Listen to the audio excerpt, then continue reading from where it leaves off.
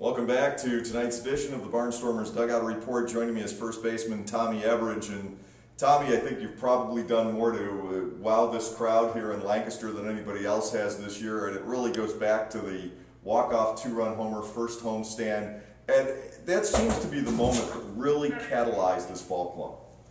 Yeah, it was an exciting moment. I don't know if I've ever hit a walk-off homer. I've hit them where we're the visiting team, to go ahead, but that was really exciting, and the crowd was fired up, and that was a string where we kept winning late, and I think that just really gave us a lot of confidence. Never feel out of the game.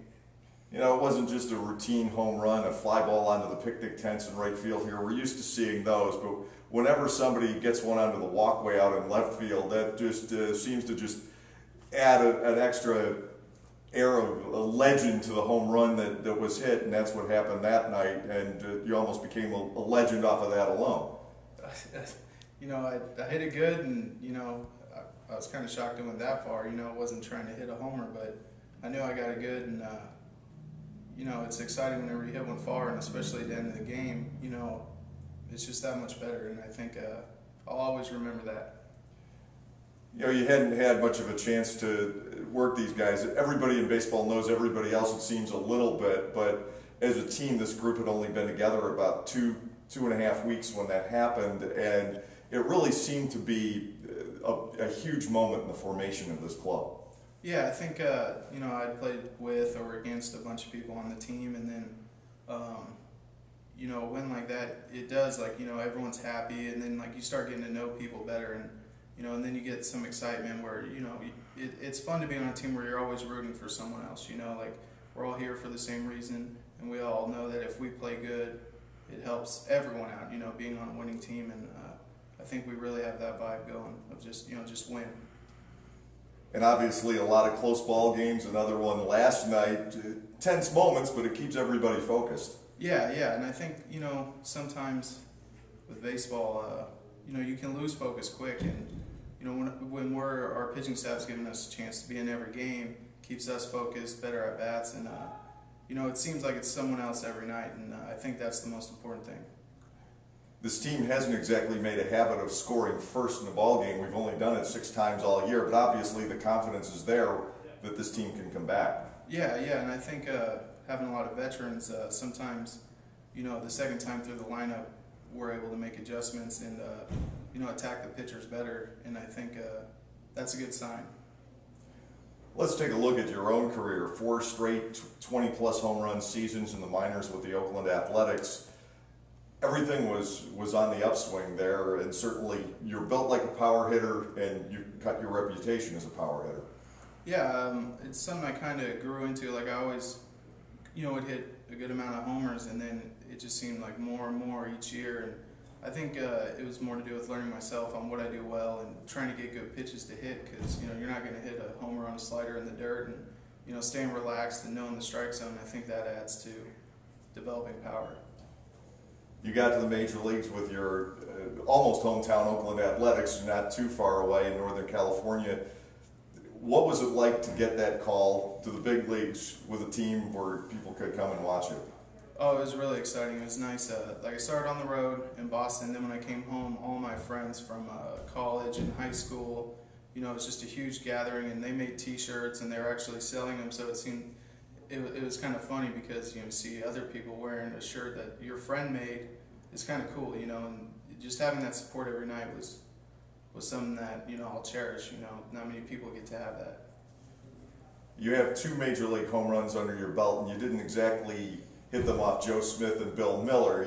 Joaquin Soria, one of the premier closers in the major leagues, CC Sabathia, a former Cy Young winner. So you certainly have that to tell stories about. Yeah, that's pretty exciting, and I have film of it, and it's it is kind of it makes you feel good sometimes when you're like, okay, I've hit some balls off some of the best, and whenever you're feeling down, I can go back to that and be like, trust in your ability, and I think and it is exciting. It's fun to talk about. That's how your 2009 season ended, and then last year you just got bounced all over the place and nothing came together for you. Yeah, I was just in a bad spot in my head, and it was nice to get another chance to come back this year and play, and play the way I want to play, and get my mind right, and because I think in this game, if you have anything going on upstairs, it's going to affect you more than most sports. Tell us your thoughts about this league and playing in it, and does it meet your expectations, exceed your expectations, fall short of your expectations? What's your view of it? I think it exceeds. Like I'd always heard it was, the best independent league, and then when you get here and you're facing guys who know how to play, and you see the guys on your team and on other teams, and you're almost shocked they're here. So I would say it's definitely exceeded.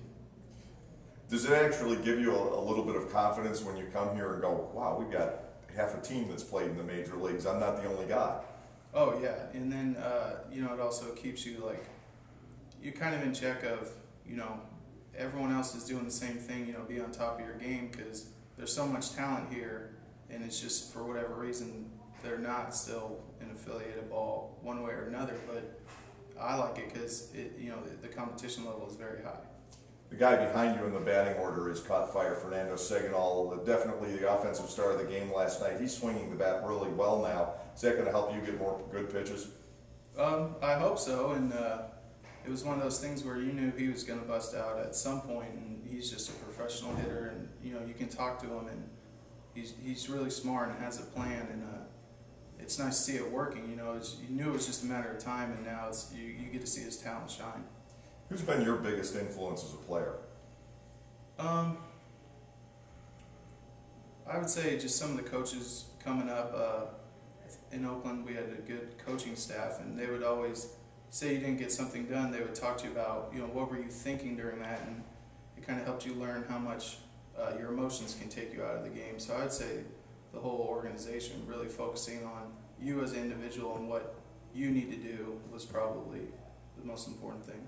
Well, Tommy, thanks for taking time out today to join us. Good luck in the ball game tonight, and a chance to extend the lead to 3.5.